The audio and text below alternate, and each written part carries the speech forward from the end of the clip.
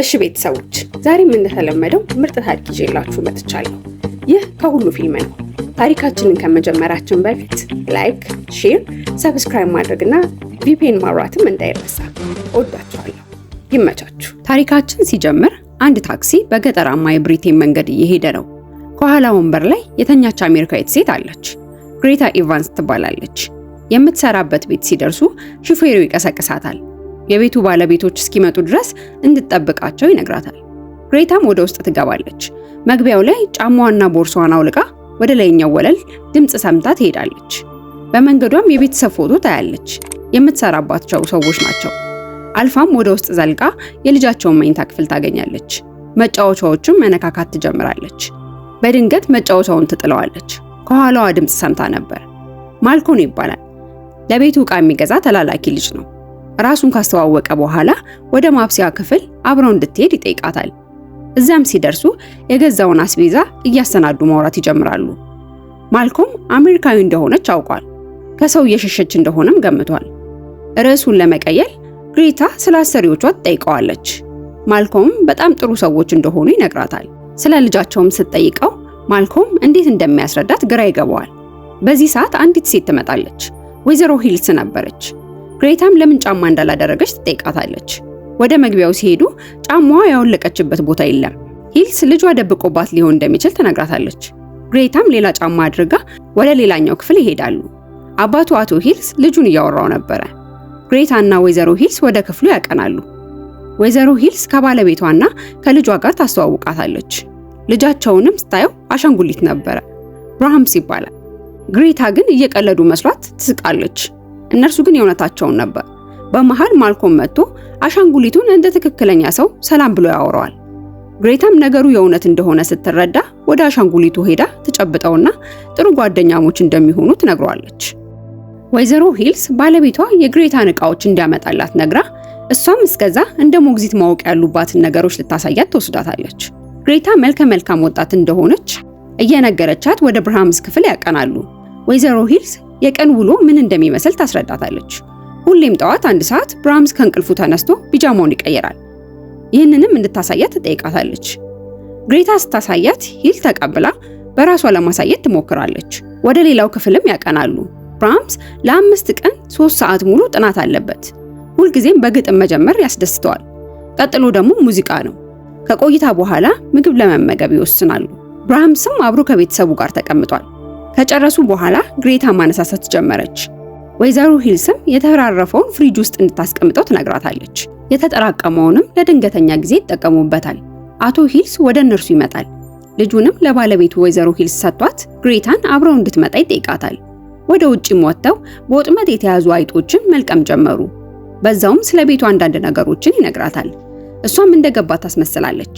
ሲመሽ ወላጆቹ ብራሃምስን ወደ አልጋ ወስደውት ጸሎት ማድረግ ጀመሩ። ግሬታም የሷን ስም በጸሎት ሲጠሩት ትሰማለች። ነገር ግን ትንሽ የግል ሰዓት እንደሚያስፈልጋቸው ይጠይቋታል። ወዲያውም ከክፍሉ ወጥተው ብራሃምስ ሞግዚቷን እንደፈለጋት ይነግሯታል። ወይዘሮ ሂልስም ታቅፋታለች። ግራ የተገባችው ግሬታ ወደ ክፍሏ ገብታ እህቷ ጋር ትደውላለች። ሁሉም ነገር ምቾት እንዳልሰጣትና በአካባቢው ምንም አይነት ኢንተርኔትም ሆነ ኔትወርክ እንደሌለ ትነግራታለች። እህቷ ሲድኒም ግሬታ ሁሉንም ነገር ማስተካከልና የተሻለ ቦታ መሄድ እንዳለባት ትመክራታለች። እንዲሁም የግሬታ የቀድሞ ፍቅረኛዋ ደጋግሞ እሷ ጋር እንደደወለና ቤት ድረስ መጥቶ ልጆቿን እንዳስደነገጠባት ትነግራታለች።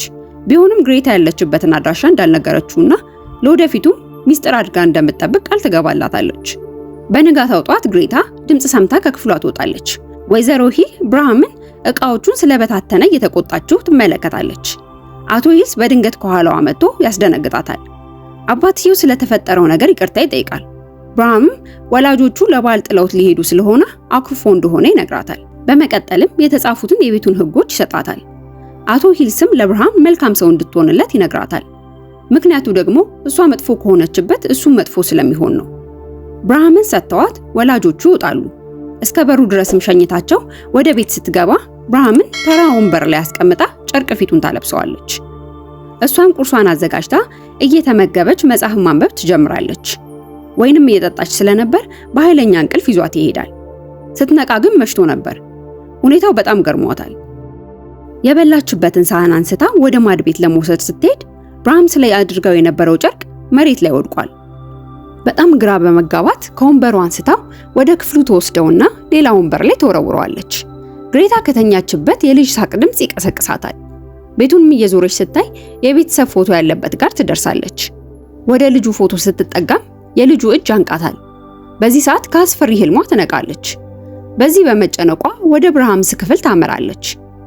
ከአይኑ እንባ ሲወርድ ትመለከተዋለች። ግሬታም በመደንገጥ ትኩር ብላ አይኑን መመልከት ጀመረች። ነገር ግን ከጣራ ላይ የሚንጠባጠብ ውሃ ነበር። ግሬታም አሻንጉሊቱ እንዳይበሰብስ አልጋው ላይ አስተኝታ ቀና ስትል ጣሪያው ላይ በር ትመለከታለች። ለመክፈት ብትሞክርም እምቢ ይላታል። ግሬታ ነገሮች ግራ እያጋቧት ነው። ስለዚህ እህቷ ጋር ትደውላለች። ነገር ግን ስልክ አላነሳችላትም። ስልኩን እንደዘጋችው ወዲያው ይጠራል። ስታነሳው ምንም ድምጽ አልነበረውም። ግሬታ የተላኩላትን ደብዳቤዎች ለማምጣት ስትወጣ በአጋጣሚ ማልኮም አስቤዛ ገዝቶ ሲመጣ በር ላይ ይገናኛሉ። ወደ ውስጥም አብረው ገብተው እቃ እያስተካከሉ ማልኮም የተጠራቀመው ምግብ መጣል እንዳለበት ይነግራታል። ግሬታ ግን የአሻንጉሊቱ ጉዳይ ስላስጨነቃት ትጠይቀዋለች። ማልኮም በቅርብ ወዳለ የመቃብር ስፍራ ይወስዳታል። ብርሃም በ8 ዓመት የልደት ቀን ቤት ውስጥ እሳት ተነስቶ ተቃጥሎ እንደሞተ ይነግራታል። አሻንጉሊቱም በማንግስቱ እንደመጣ ያውቃል። ነገሩ ግራ የሚያጋባ ቢሆንም ምንም አይነት ጉዳት እንደሌለው ያስረዳታል። ግሬታም አሰሪዎቿ በዚህ አይነት ሁኔታ ለ20 ዓመታት እንደኖሩ ትገነዘባለች። ማልኮም 1 ዓመት ሙሉ ሞግዚት ሲፈልጉ እንደነበረ ይነግራታል። ለእርሷም ብቸኝነት እንዳይሰማት ማታ ላይ አብሮ መተኛት እንደሚችሉና ለማንም እንደማይናገር ቃል ይገባላታል። ግሬታም ለመዝናናት ብቻ እንደሆነ ነግራው ትስማማለች። የብርሃምስ ክፍል ከሁሉም አቅጣጫ ድምጽ እንዲያሰማ ተደርጎ ነው የተሰራው። ግሬታ በክፍሏ ውስጥ ሆና ከእህቷ ጋር በስልክ እያወራች ነው። ስለ ቀጠሯዋ እየተወያዩ ነው። እህቷም መውጣትና አየር መቀበል እንዳለባት ትነግራታለች። ግሬታ በድንገት ቀና ስትል ብርሃም ከክፍሉ ሆኖ ሲመለከታት በመስታወት ታየዋለች። በመደንገጥም በሩን ትዘጋዋለች። ስልኩን ስትጨርስ ገኗን ልትታጠብ ባኞ ቤት ገባች። የማይታይ ኃይልም ልብሷንና ሀብሏን ሲወስድባት እንመለከታለን። ግሬታም ጨርሳ ራሷን በመስታወት ስትመለከት ጸጉሯ ተቆርጧል። ልብሷንም ፈልጋ ታጠዋለች። ወደ ክፍሏ ስትገባ ቁም ሳጥኗ ተከፍቷል። በውስጡ የነበሩት ልብሶች በሙሉ የሉ።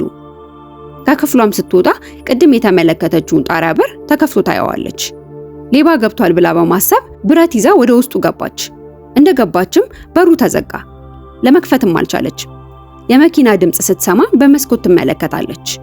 ማልኮም ነበር። ጮሃም ብትጠራው ሊሰማት አልቻለም። መስታወቱንም ብትደበድብ አልሆነላትም። በጣም ጠንካራ ነበር። ማልኮም ስለቆየችበት ጥሏት ሄደ። ሌላ መውጫ ስትፈልግ የሰው ጥላ አይታ ደንግጣ ትወርቃለች። ጭንቅላቷ ስለተመታ ራሷን ትስታለች።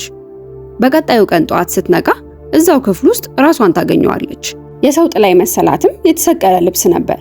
በዚያ የብርሃምስን የልጅነት ፎቶዎች ስትመለከት የተሰቀለውን የቤተሰብ ፎቶ አልበም ውስጥ ታየዋለች። ብርሃም እንደ ልጅ ፈገግ ብሎ አይታይም። ይህን በማስተዋል ላይ ሳለች የተዘጋው በር በድንገት ይከፈታል። ሮጣም ወጥታ ወደ ክፍሏ ስትሄድ ሁሉም ልብሶቿ ተዘበራርቀው አገኘቻቸው። ማልኮም ከቆይታ በኋላ መጥቶ ሰው ገብቶ ከሆነ ማየት ጀመረ። ነገር ግን ምንም ፍንጭ አላገኘም። ለጉዳዩ ግሬታም መልስ አላገኘችለትም። ማልኮም ብቻዋን እንዳትሆን አብሯት ነው። ግሬታ ስለ ትክክለኛው ብርሃምስ እንዲነግራት ትጠይቀዋለች። ምንም እንደማያውቅ ይነግራታል። ግሬታ ግን አጥብቃ ስትጠይቀው ማልኮም በአካባቢው የሚነገር 2 የተለያዩ ሐሳቦች እንዳሉ ይነግራታል። አንዳንዶች ጨዋ ልጅ ነው ይላሉ፣ ሌሎቹ ደግሞ በጣም አስቸጋሪ ልጅ እንደነበር ይናገራሉ። ማልኮም አንድ ቀን ለብርሃምስ ልደት እቃዎችን ሊያደርስላቸው ሲመጣ ወይዘሮ ሂል ከአሻንጉሊቶቹ ጋር ስጦታ እየከፈተች ነበር። አባቱ አቶ ሂልስ ደግሞ በሌላ ክፍል ውስጥ ቁጭ ብሎ ብቻውን እየጠጣ ከዚህ በላይ መቋቋም እንደማይችል ሲያጉረመርም ሰምቶት ምን እንደተፈጠረና ስለ ትክክለኛው ብርሃምስ ሲጠይቀው ልጁ ከሌሎች ልጆች ለየት ያለ እንደሆነ ይነግረዋል። በኋላም ማልኮም ግሬታ ብቻዋን ብትሆን እንደማትፈራ ጠይቋት ይሄዳል። ግሬታ እህቷን ለማውራት ክፍሏ ገባች። ሲድኒም የግሬታ የድሮ ፍቅረኛ እንደመጣና ልጆቹንም ሲያስጨንቃቸው አድራሻዋን እንደሰጡት ትነግራታለች። ሲድኒ የጥፋተኝነት ስሜት ተሰምቷት ይቅርታ ትጠይቃታለች። ግሬታ ለመተኛት እየተዘጋጀች ነው። ጥርሷን ስትቦርሽ የሚያልፍ ጥላ በመስታወት ታያለች። ወደ ብርሃም ክፍል ስትገባ መሬት ላይ ብዙ ወረቀቶችን ታያለች። የአሻንጉሊቱንም የፊቱን አቅጣጫ ስታዞረው በራሱ ወደ እሷ አቅጣጫ በድጋሚ ይዞራል። ነገር ግን በህልሟ ነበር። ከውጭም ድምጽ ተሰማና ሮጣ በሯን ስትከፍት የጠፋባትን ጫማ በሯ ላይ ታገኘዋለች። ውስጧ በጣም ፈርቷል። ወደ ብርሃም ክፍል ስትሄድ ብርሃም ቁጭ ብሎ አጠገቡም እናቱ የሰጠቻት ህጎች ተቀምጠዋል። ግሬታ በመደናገጥ ወደ ክፍሏ ገብታ ስልክ ልትደውል ስትሞክር ስልኩ አይሰራም። ስልኩም መልሳ እንዳስቀመጠችው መጥራት ይጀምራል። ስታነሳውም የልጅ ድምጽ ስሟን ጠርቶ ለምን ህጉን እንደማታከብር ይጠይቃታል። ግሬታም ስልኩን ተወረውረዋለች። ወዲያውም በሯ ተንኳክቶ የሚንቀሳቀስ ጥላ በበሯ ስር ታያለች። በሩንም ስትከፍተው በትሪ ላይ የተቀመጠ ሳንዱች አለ። ብርሃም ቁጭ ብሎ እንዳለ ነበር። ግሬታም ወደ አሻንጉሊቱ ሄደች። ብርሃም ህጎቹን እንድትጠብቅ እንደፈለገ ተረድታለች። ማልኮም ደውሎላት አብረው እንዲዝናኑ ይጠይቃታል። ግሬታ ግን ሙሉ ትኩረቷ አሻንጉሊቱ ላይ ሆኗል። የብርሃም ወላጆች ራቅ ያለ ቦታ ላይ ሄደው ለልጃቸው መሰናበቻ ደብዳቤ ጽፈው ኪሳቸው ውስጥ ድንጋይ በመክተት ወደ ሐይቅ ውስጥ ይገባሉ። በቀጣይ ቀንም ግሬታ ህጎቹን ለማክበር ትወስናለች፣ አሻንጉሊቱን ከመሳም ውጪ። በዚህ ሁኔታ ብዙ ቀኖች አለፉ። ማልኮም ስልክ እያነሳችለት ስላልሆነ በአካል መጣ። የረሳችውንም ደብዳቤዎች ይዞላት ነው የመጣው። ደህና እንደሆነችም ካረጋገጠ በኋላ አብረው እንዲወጡ ይጠይቃታል። እሷ ግን እንደማትወጣ ተነግረዋለች። ጥሏት ይሄዳል። ግሬታ አሻንጉሊቱን በእጁ ዕቃ እንዲይዝ ለማድረግ ትሞክራለች። በፍርሃትም የሆነ ምልክት እንዲያሳያት ትጠይቀዋለች። ምንም ምልክት አልነበረም። ግሬታ ወደ ኪችን ስትሄድ ድምጽ ትሰማለች። ተመልሳ ወደ አሻንጉሊቱ ስትሄድም አሻንጉሊቱ በራሱ ቦታ ቀይሮ ታገኘዋለች። ከሰዓታት በኋላ ማልኮም ግሬታ ደውላለት ይመለሳል። የተፈጠረውን ለማሳየት ትሞክራለች። መሬት ላይ ያስቀምጠው ዙሪያውን ታሰምርበታለች። የሚንቀሳቀሰው ሰው ሳያየው ስለሆነ ሁለቱም ክፍሉን ለቀው ወጡ። ሲመለሱ ግን አሻንጉሊቱ ቦታውን አልቀየረም። ግሬታም ብርሃምን እንዲንቀሳቀስ ለስለስ ባለ ድምጽ ለመነችው። ከክፍሉም ወጥተው በድጋሚ ሲመለሱ ብርሃም ከተቀመጠበት ቦታ ተነስቷል። ማልኮም የተፈጠረውን ሲያይ ግሬታን ያምናታል። ግሬታ ይህ የሚሆንበት ምክንያት እንዳለ ያምናለች። በወሬያቸው ላይም የድሮ ፍቅረኛዋ ልጇን እንድታስወርድ እንዳደረጋት ትነግረዋለች። ማልኮም እያጽናናት በድንገት ተሳሳሙ። ምሽት ላይ ግሬታ አሻንጉሊቱን አስተኝታ ወደ ክፍሏ ተመለሰች። ውስጥ ማልኮም ነበር። መሳሳም ጀመሩ። ከውጭ ግን የሚያያቸው ሰው አለ። በድንገት የሙዚቃውን ድምጽ ይሰማሉ። ወደ ታች ሲወርዱ ሙዚቃ ማጫወቻው አጠገብ አሻንጉሊቱ ተቀምጧል። ማልኮም ወደ ከተማ ሄደው እዛ ማደር እንዳለባቸው ይነግራታል። እሷ ግን አልተስማማችም። ማልኮም ሌላ የሚያሳምን ታሪክ ያወራላት ጀመር። ኤሚሊ የተባለች ትንሽ ልጅ ከብርሃም ጋር ለመጫወት ትመጣ እንደነበረና ብርሃም ቤቱ ተቃጥሎ ሲሞት የሷም ሬሳ ከቤቱ በቅርብ ርቀት እንደተገኘ ይነግራታል። ግሬታ አሁንም ላለመሄድ እንደወሰነች ነው። በኋላም ወደ ብርሃም ክፍል ሄዳ ለመጀመሪያ ጊዜ ጉንጩን ስማ ታስተኛዋለች። ያገኘችውንም የፎቶ አልበም ማገላበጥ ስትጀምር የኤሚሊን ፎቶ ታገኛለች። በቀጣይ ቀንም ግቢውን ካጸዳች በኋላ ስትመለስ የፑል ጠረጴዛ ድምጽ ትሰማለች። ብርሃምን ይዛው ትሄዳለች። የድሮ ፍቅረኛዋ ኮል ቤቱን አግኝቶታል። እራት እየበሉም እንደተቀየረና በድጋሚ አብረው መሆን እንዳለባቸው ይጠይቃታል። ማልኮም ወደ ቤት ሲመለስ ተቀምጠው ያገኛቸዋል። ለብቻዋ ማውራት እንዳለባት ነግሯት ይዟት ይወጣል።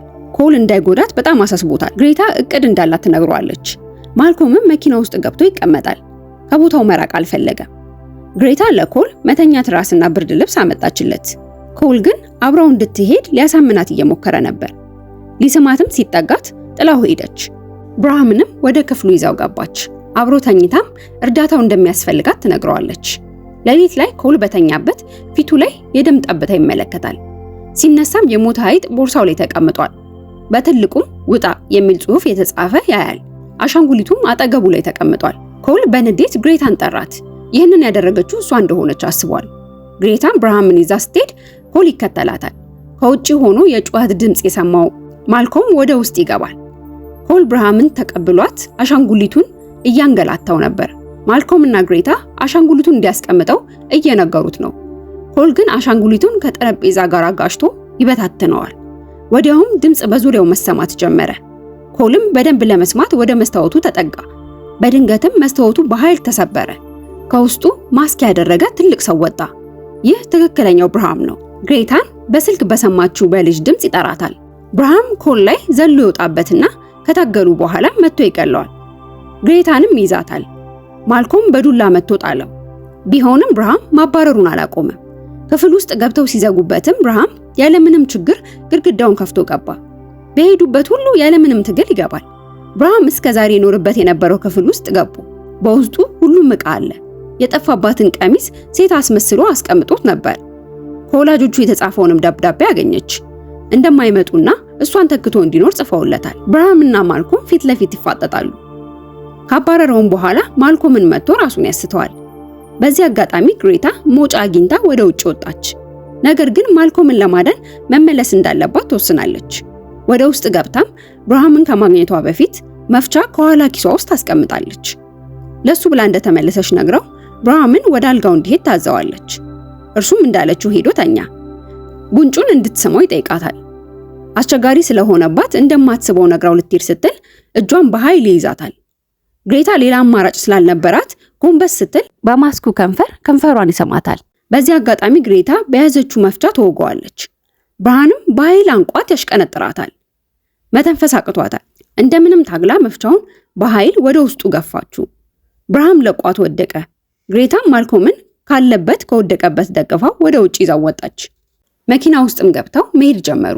ግሬታ ነፃ በመሆናቸው ደስ ብሏታል። ፈገግም አለች።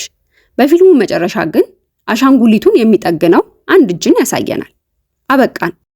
ከሁሉ የፊልም ቻናልን ሰብስክራይብ በማድረግ በዓለም ዙሪያ የሚሰሩ ፊልሞችን ታሪክ በአጭሩ ይመልከቱ።